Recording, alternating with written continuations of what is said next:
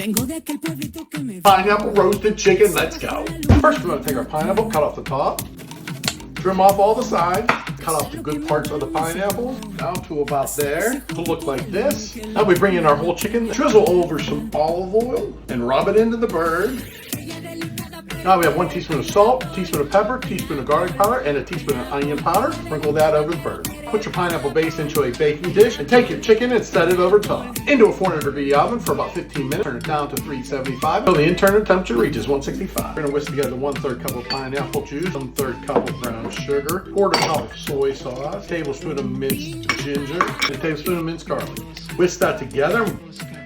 Now you want to brush that sauce over your bird every 15 minutes. This chicken is tropical and finger licking good. You just think about it, bland food and hello to good food. Woo!